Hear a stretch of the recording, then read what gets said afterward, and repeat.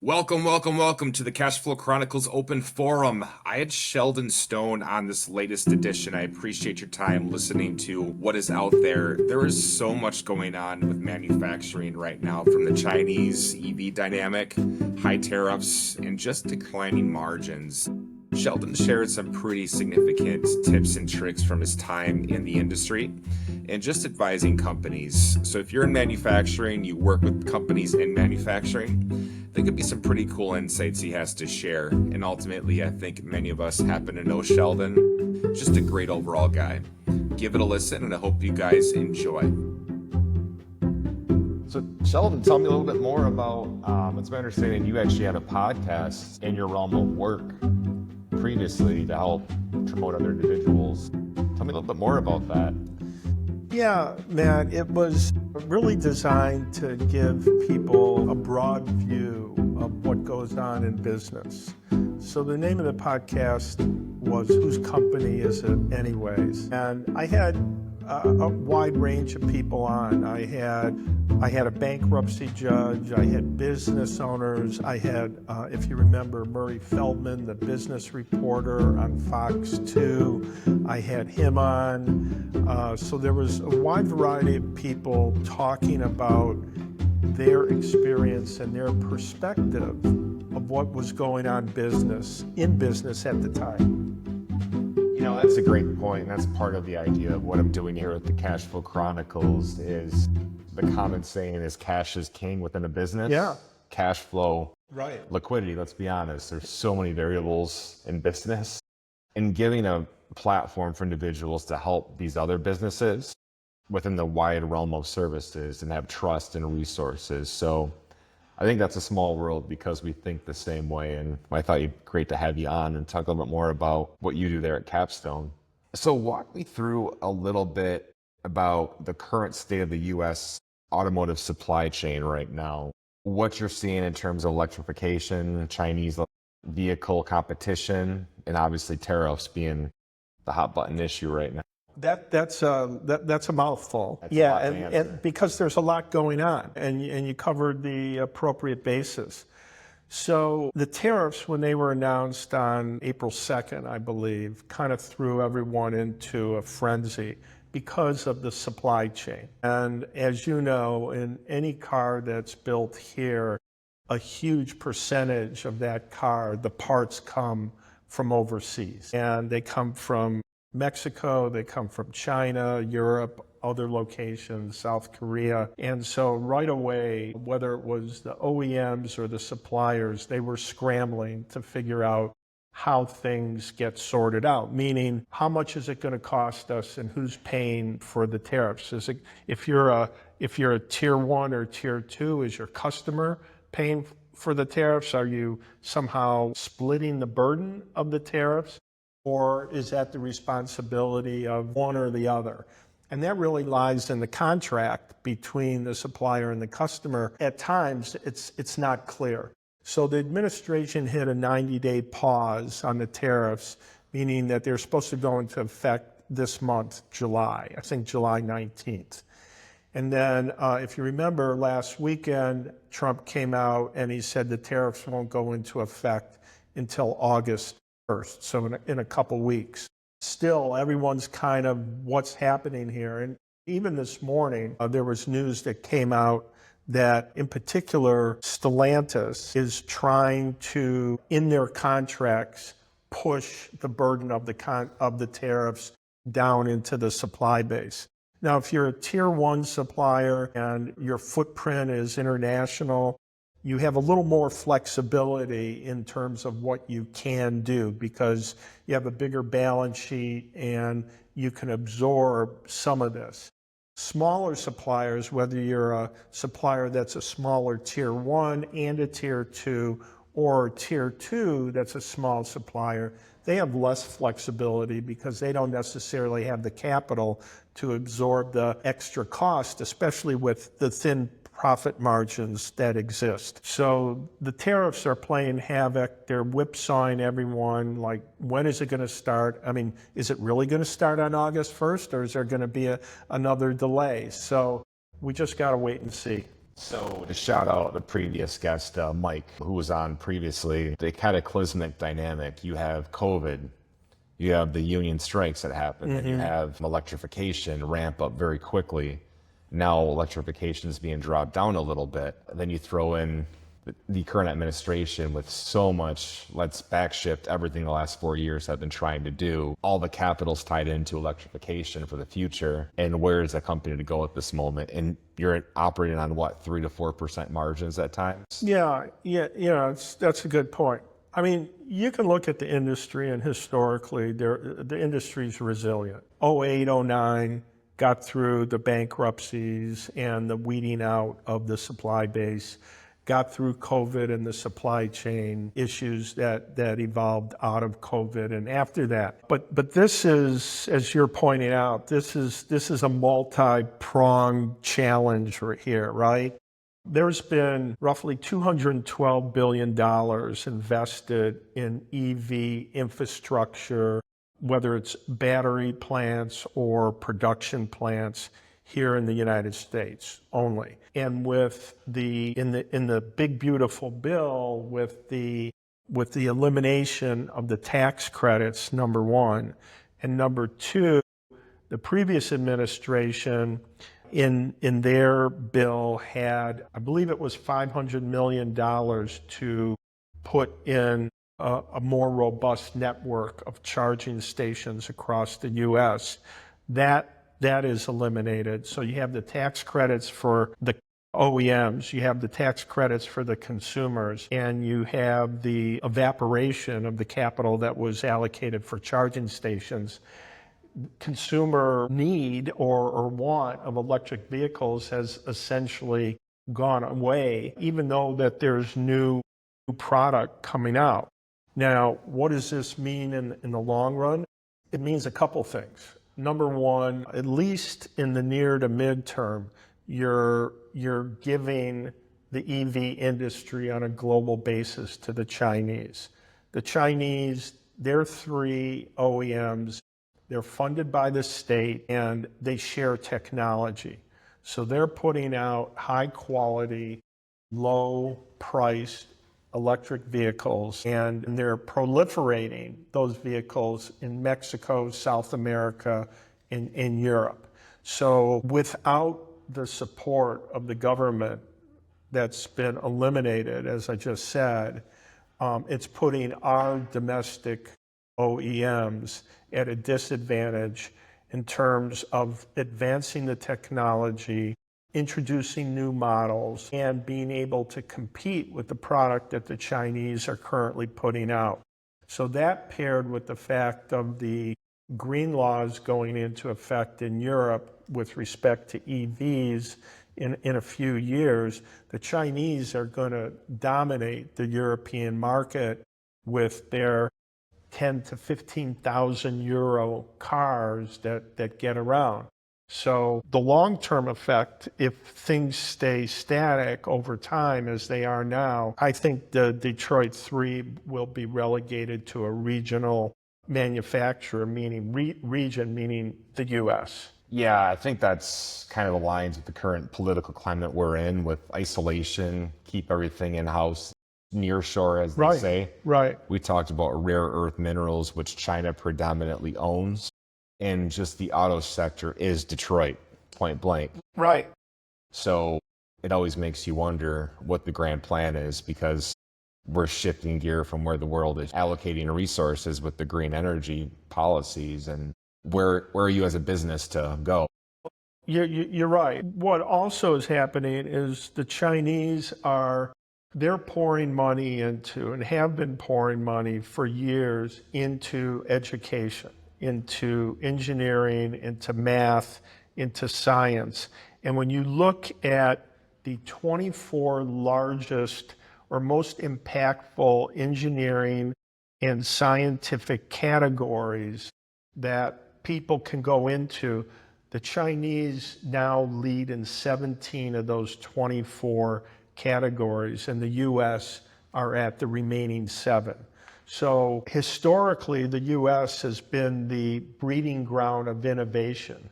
So this nationalism or consolidation, if you will, the lack of globalization, you're driving smart people away, scientists, engineers that can and have contributed to the automotive industry. These folks are now going to other places or staying in China rather than coming here. Over time, that lack of innovation, it's not only going to hurt the auto industry, but it's going to hurt a whole variety of industries. Total economy in general. Because our economy is the bastion of a free economy. Come in, come one, come all. You go down to so many different variables like e pluribus unum, which is in the economy. It's like race, religion, anything, like we're one country together, which seems to be lost on both sides of the aisle at the moment. So it's just everyone come, welcome, let's build together. And it seems interesting from that standpoint. Yeah, it's at least as it's unfolding now, it's unfortunate. Yeah. Hopefully someone will wake up and say, wait a second, this isn't right. Going back many, many decades, when the Russians first launched Sputnik, the United States went crazy, like we're far behind. So what happened? NASA was formed. And scientists flocked to NASA, and we went ahead in the space race. We put man on the moon before anyone, and still no one has landed on the moon. So historically, when challenged, we've been the ones that have met that challenge to take over whoever is in first place, right? And now with the policies being put forth and the allocation of funds or non-allocation of funds, depending which way you look at it, we're going to lose that competitive advantage as a country and hence our industries as well. That drives in the rampage of just essential leadership in our country, regardless of power, like whether it be in the automotive supply chain taking lead or how are we going to drive change. But the current administration way up top seems to be limiting from that standpoint. Digging a little bit further, you've been in the game for a long time. People respect you. You are the president of the SFNet Secure Finance Network here in Detroit. A lot of people look at you. So given your role here at Capstone, strategic planning really isn't just about documents. There's a lot that comes into it. I know you sent out an email to many individuals as far as a framework of strategic planning. So can you share an example of where the linkage between you and an existing partner has either worked or failed in best practices you have for companies working in the current climate we're in? Yeah, sure. And thank you for the kind words. You're the OG, as they say. Yeah, sure. So I'll give you an example. Automobile suppliers, they produce whatever parts they produce, and they get releases from their customers to how many parts they're going to produce weekly, monthly, or an annual basis. And those releases are updated generally on a weekly basis. And that whole pattern of performance or behavior, if you will, doesn't necessarily, but can get management, a company, into simply reacting to what the customer wants. And it narrows their focus on, I have these parts, I have to deliver it to my customer. That's my objective here. And that's fine. That's what your company does. But sometimes, more often than not, especially with smaller suppliers, they lose focus of a couple other things. What's going on in the market and what's going on with their competition. And that's one of the key advantages of going through a planning process is you look at what are the characteristics in the marketplace and what are your competitive advantages and disadvantages with respect to your competition. So you do a market segment analysis and you may have different market segments. Let's say you supply some kind of plastic injection molding part. You may supply an automotive tier 1, you may supply an OEM, and you may also supply companies that produce commercial trucks or agriculture. And so that company that sells into multiple segments, they really need to know what are the characteristics of that segment. Is it growing? Is it shrinking? Are there new entrants into the segment, meaning new competitors? Is there new technology that is being introduced into the segment? Is what you produce a commodity, and what's your price elasticity, being able to sell into those segments? And then on the other hand, with respect to the competition, is, as I said a minute ago, what are my competitive advantages and disadvantages against my competitors?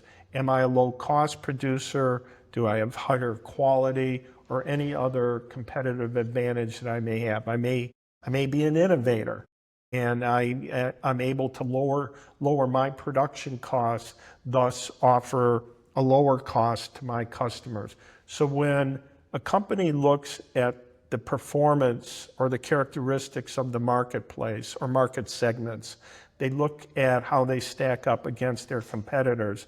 And then the third piece of that is, what do I do well and what do I not do well?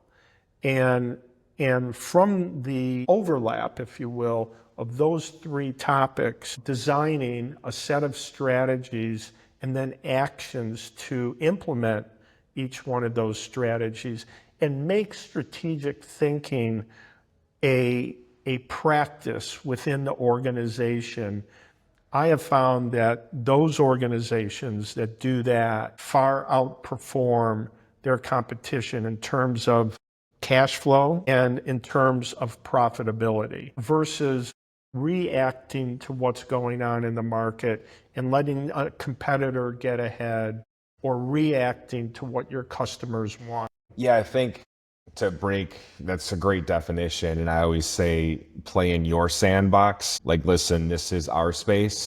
We don't want to break away from this because it's a growth opportunity, but we may be overextended to try to chase this new potential variable that we can make money, but can we really fulfill our mission and what we're good at? I think that's helpful to have a third party to come in, or a different voice to come in and being like, hey, let's build a plan using a framework and a structure to objectively analyze everything.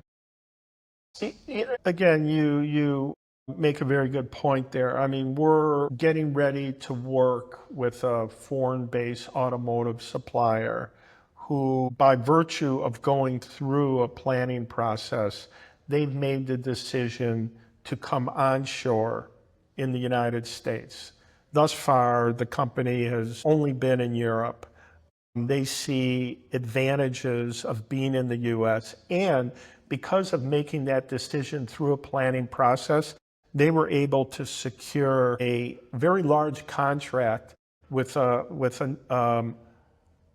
European-based, but they're North American plant here. Growth opportunity came out of this planning process that has expanded the geography of this company. Yeah, and I think just when we're such an area with so much uncertainty, how do you control the controllables? And having some framework. I know you have the three-step framework that you went through on your article, and I can share that with everyone as well. Planning is so important versus just flying by the seat of your pants. So obviously this is very high-level strategic thinking from a top-level executive perspective.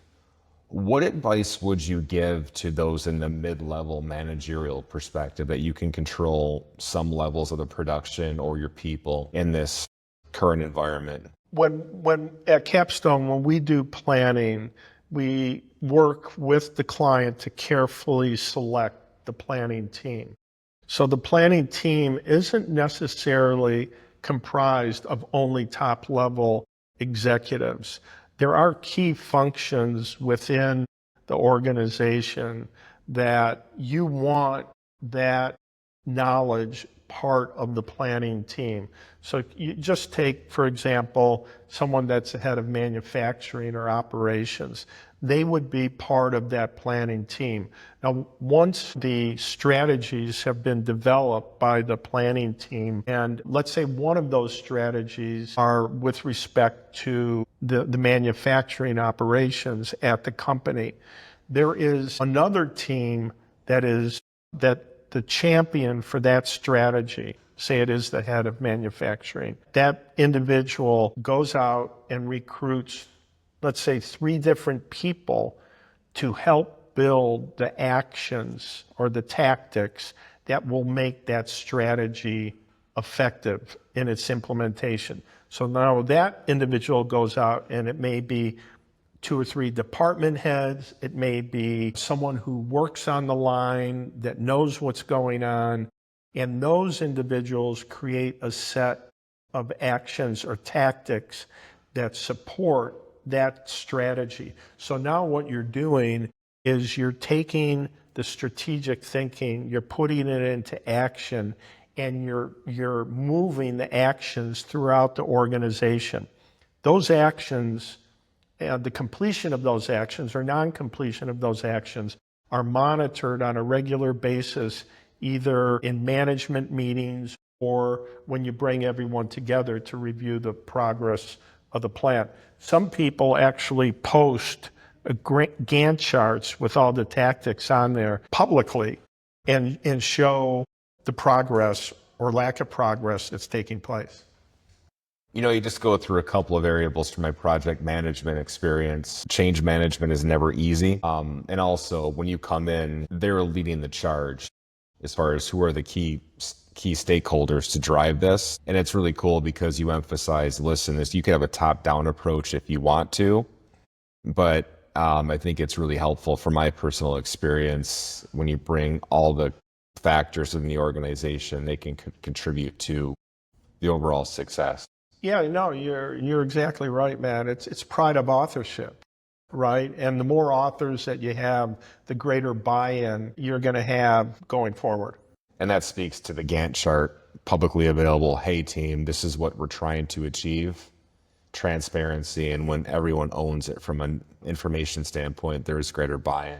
Yeah, I mean, earlier in my career, I was director of planning for a very large retailer. Our major customer was the Japanese international traveler. So you think, okay, international travelers coming from Japan, that's who they are. No, they were totally different market segments throughout the year that came. You had twice a year, you had people coming on their honeymoon.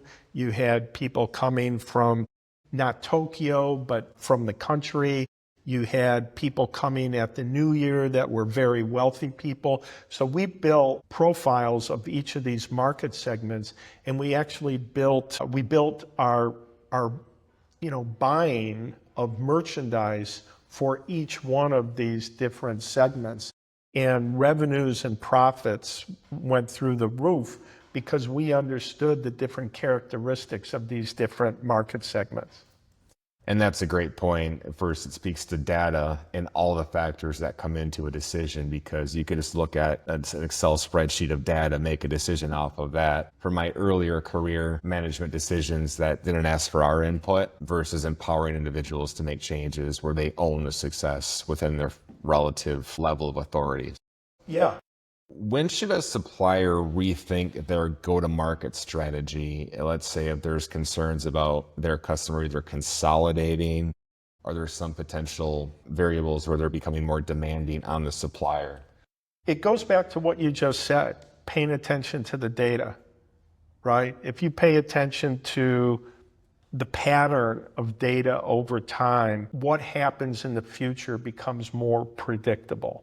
And I think that's what every manager or business owner wants. They want predictability. I mean, even now in these uncertain times, even though the performance may be less than it would be during a robust economy or less challenges out there in the marketplace, to the extent that you can make your performance more predictable, stakeholders, shareholders, owners, they love that. But the go-to-market strategy, a lot of this, I shouldn't say a lot of times, but sometimes that will come out of a planning process because you're looking at the data that you said. If you see greater margin compression over time, that may be a time to get out. A lot of times timing is everything. Last year, we sold a carve-out of myself and a colleague. We sold a carve out of a Amsterdam-based publicly traded industrial. So they carved out their automotive and commercial truck business and they sold that. And they did that, again, it was through a planning process where they determined they wanted to take the capital that they raised through the sale and invest it in another part of their business because they didn't feel they were getting the returns that they should out of the automotive and commercial truck business. So they carved that out, we sold that, and then they went and reinvested the money back into the rest of their business. Obviously, you don't want to go to market at the lowest point. You want to go to market at the right point. But my point with this example is they started the process in 2023. We sold the company in 2024. If they would have started the process in 24, I don't think we would have sold it today because of what's going on in the environment. Or they would have sold it for a lot less than they sold it for. My initial thought was I was just talking with a banker yesterday, actually, and he was saying M&A activity has increased, which shocked me. He says a lot of companies just want to get out. They don't care about they're going to get like their valuation goes down like maybe like 4 or 5 points. They just want to get out of the business. Either they're aging out or there's just too much uncertainty, which really surprised me. But it depends on the variables. I think this is more the smaller companies. Mm-hmm. But have you seen some of that at the moment? Yeah, we've seen some of it, but this year was supposed to be a banner year for right? And it's not, I wouldn't say it's terrible because we get broadcast of deals that close, inside Capstone. So there's been a steady stream of closings, but I wouldn't call it robust. It's just consistent over time. I think what you will see is you'll see the number of special situations or distressed sales increase this year and really into next year as time goes on because of what we're talking about here today, the uncertainty and the unplanned for costs that you really can't do anything about with respect to the tariffs. Yeah, and that's the world I am in, of course, as far as distressed companies, their ability to pay on the AR standpoint. And what I'm seeing, debt levels, inputs into the actual production of facilities are going up. There's a lot of stressed companies right now. So do they just get out, say we can't withstand this further financially from a distressed standpoint, which is unfortunate.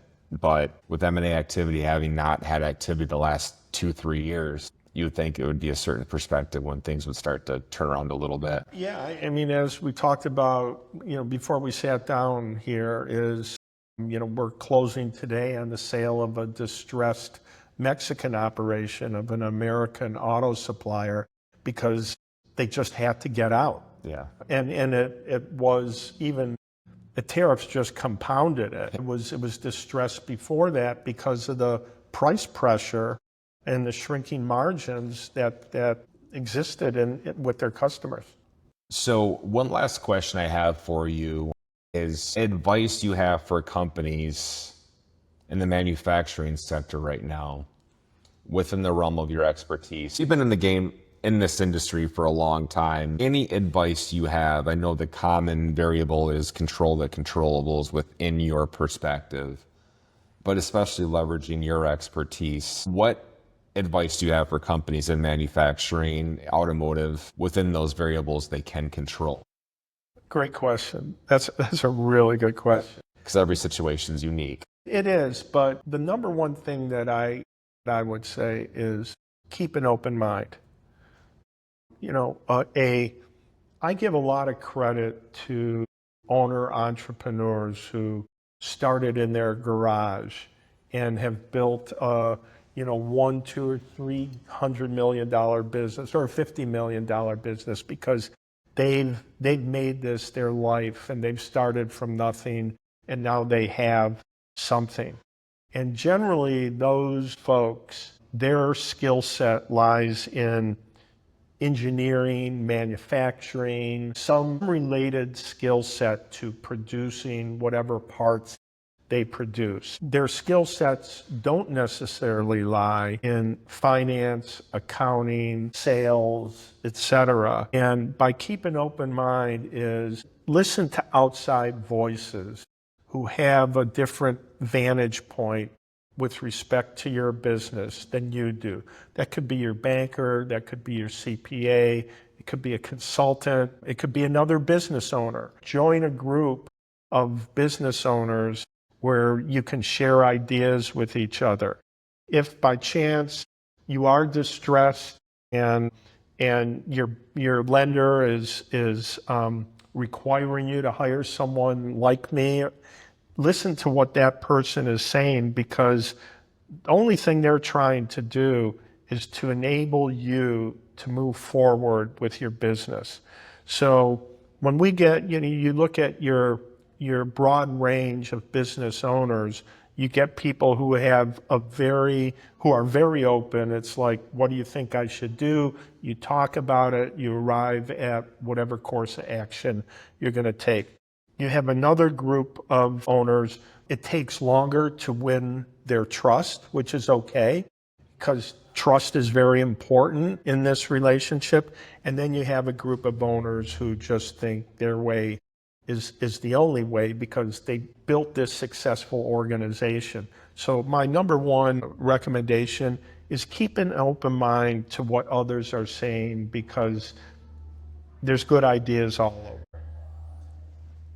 I love that. And that kind of ties into what we're doing here, with the Cashflow Chronicles. Right. There's a ton of experts that know way more than me in their level of expertise. I think it ties into what you do with your podcast previously as well, like just different individuals that know different areas that bring new perspectives to decision making. I know we're both involved in various networking opportunities, and we talk to different individuals like, oh, that's an interesting perspective, because they bring new ideas to the table. And I think that's an extremely important point, because you stuck in one level-headed way. An engineer, for example, everything's concrete, by the book. Right. So that's a great perspective. I love that.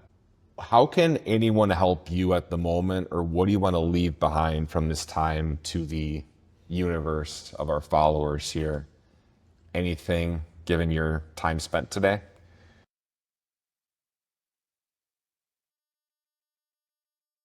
Took some practice. Yeah, so we're living in a rapidly and ever-changing and unpredictable world.